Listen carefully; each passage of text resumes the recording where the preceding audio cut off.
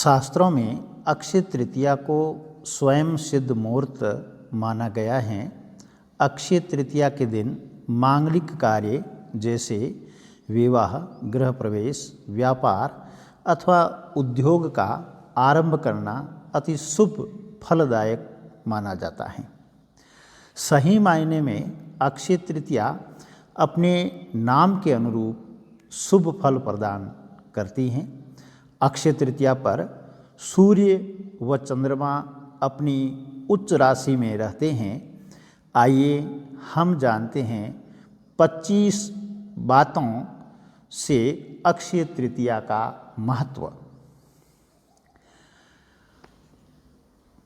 पहला है नया वाहन लेना, यह गृह प्रवेश करना, आभूषण खरीदना इत्यादि जैसे कार्यों के लिए तो लोग इस तिथि का विशेष उपयोग करते हैं। मान्यता है कि यह दिन सभी का जीवन में अच्छे भाग्य और सफलता को लाता है। इसीलिए लोग अपनी जमीन जायदाद संबंधी कार्य, शेयर मार्केट में निवेश, रियल एस्टेट के सौदे या कोई नया बिजनेस शुरू करने जैसे काम भी लोग इसी दिन करने की चाह रखते हैं। दूसरी बात है अक्षय तृतीया के विषय में मान्यता है कि इस दिन जो भी काम किया जाता है उसमें बरकत होती है। यानी इस दिन जो भी अच्छा काम करेंगे उसका फल कभी समाप्त नहीं होगा। अगर कोई बुरा काम करेंगे तो उस काम का परिणाम भी कई जन्मों तक पीछा नहीं छोड़ेगा। तीसरी बात है कि धरती पर देवताओं ने 24 रूपों में अवतार लिया था। उसमें छठा अवतार भगवान परशुराम का था। पुराणों में उनका जन्म अक्षय तृतीया को हुआ माना जाता है। चौथी बात है इस दिन भगवान विष्णु के चरणों में धरती पर गंगा अवतरित हुई। सतयुग, द्वापर और त्रेता युग के प्रारंभ की गणना इस दिन से होती है। पांचवी बात है शास्त्रों की इस मान्यता को वर्तमान में व्यापारिक रूप दे दिया गया है, जिसके कारण अक्षय तृतीया के मूल उद्देश्य से हटकर लोग खरीदारी में लगे रहते हैं। वास्तव में यह वस्तु खरीदने का दिन नहीं है। वस्तु की खरीदारी में आपका संचित धन खर्च होता है।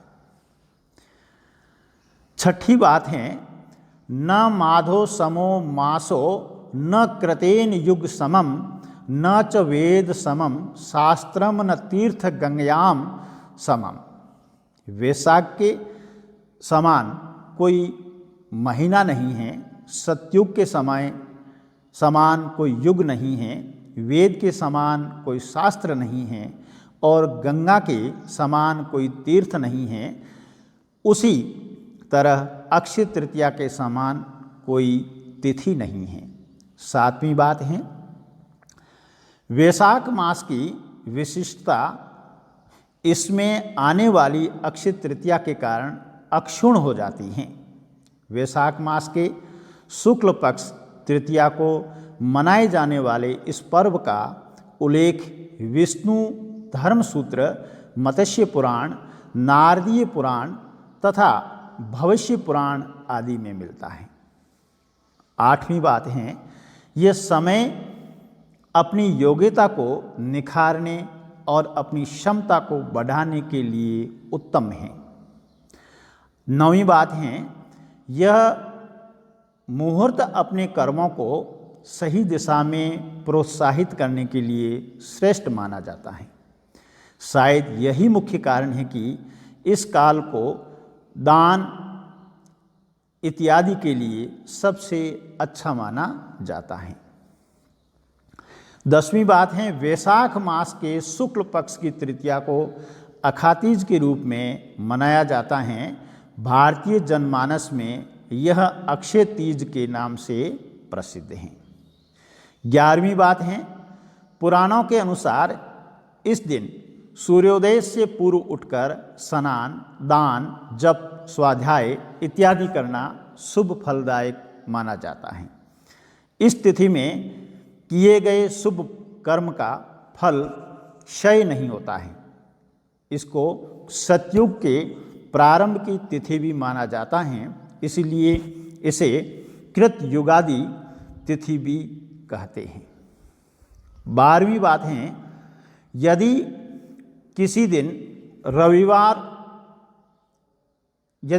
रविवार हो तो वह सर्वाधिक शुभ और पुण्यदायी होने के साथ साथ अक्षय प्रभाव रखने वाली भी हो जाती है। 13वीं बात है, मत्स्य पुराण के अनुसार अक्षय तृतीया के दिन अक्षत, पुष्यदीप आदि द्वारा भगवान विष्णु की आराधना करने से विष्णु भगवान की विशेष कृपा प्राप्त होती है तथा संतान भी अक्षय बनी रहती हैं। 14वीं बात है, दीन दुखियों की सेवा करना, वस्त्र आदि का दान करना और शुभ कर्म की ओर अग्रसर रहते हुए मन, वचन और अपने कर्म से अपने मनुष्य धर्म का पालन करना ही अक्षय तृतीया पर्व की सार्थकता है। 15वीं बात है, कलयुग के नकारात्मक प्रभाव से बचने के लिए इस दिन भगवान विष्णु की उपासना करके दान अवश्य करना चाहिए। ऐसा करने से निश्चय ही अगले जन्म में समृद्धि, ऐश्वर्य और सुख की प्राप्ति होती है। 16वीं बात है, भविष्य पुराण के एक प्रसंग के अनुसार साकल नगर में रहने वाला एक वणिक नामक धर्मात्मा अक्षय तृतीया के दिन पूर्ण श्रद्धा भाव से स्नान, ध्यान व दान कर्म किया करता था, जबकि उसकी पत्नी उसको मना करती थी। मृत्यु के बाद किए गए दान पुण्य के प्रभाव से वणिक द्वारका नगरी में सर्व सुख संपन्न राजा के रूप में अवतरित हुआ। 17वीं बात है, इस दिन पवित्र नदियों में स्नान कर सामर्थ्य अनुसार जल, अनाज, गन्ना, दही, सत्तू, फल, सुराही, हाथ से बने पंखे, वस्त्र आदि का दान करना विशेष फल प्रदान करने वाला माना गया है। 18वीं बात है, दान को वैज्ञानिक तर्कों से ऊर्जा के रूपांतरण से जोड़कर देखा जा सकता है।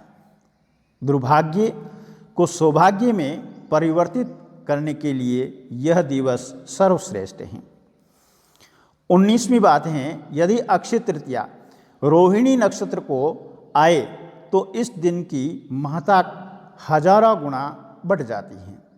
ऐसी मान्यता है कि किसानों में यह लोक विश्वास है कि यदि इस तिथि को चंद्रमा के अस्त होते समय रोहिणी आगे होगी तो फसल के लिए अच्छा होगा और यदि पीछे होगी तो उपज अच्छी नहीं होगी।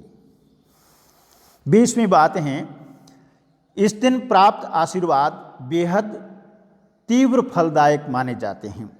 भविष्य पुराण के अनुसार इस तिथि की गणना युगादि तिथियों में होती हैं। सतयुग, त्रेतायुग, कलयुग का आरंभ इसी तिथि को हुआ और इसी तिथि को द्वापर समाप्त हुआ था। 21वीं बात है, रेणुका के पुत्र परशुराम और ब्रह्मा के पुत्र अक्षय कुमार का जन्म इसी दिन हुआ था। इस दिन श्वेत पुष्पों से पूजन कल्याणकारी माना जाता है।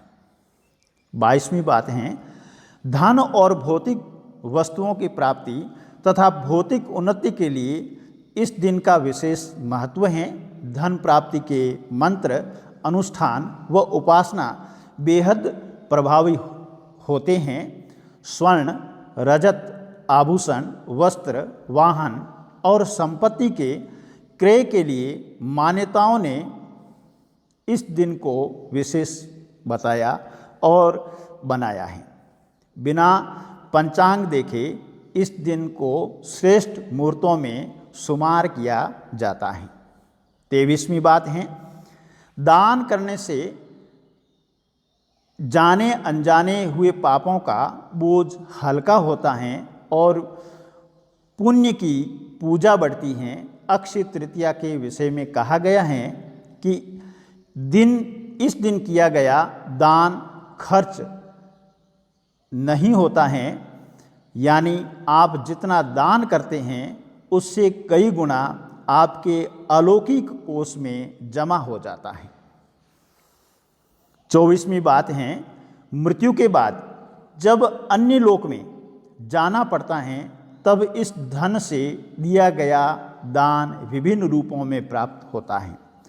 पुनर्जन्म लेकर जब धरती पर आते हैं तब भी इस कोष में जमा धन के कारण धरती पर भौतिक सुख एवं वैभव प्राप्त होता है।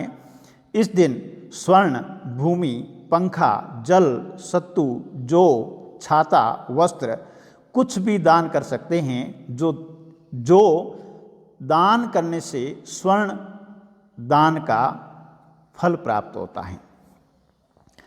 25वीं बात है, इस तिथि को चारों धामों में से उल्लेखनीय एक धाम भगवान श्री बद्रीनारायण के पट खुलते हैं। अक्षय तृतीया को ही वृंदावन में श्री बिहारी जी के चरणों के दर्शन वर्ष में एक बार ही होते हैं। ये थी अक्षय तृतीया से जुड़ी हुई 25 कुछ अच्छी बातें।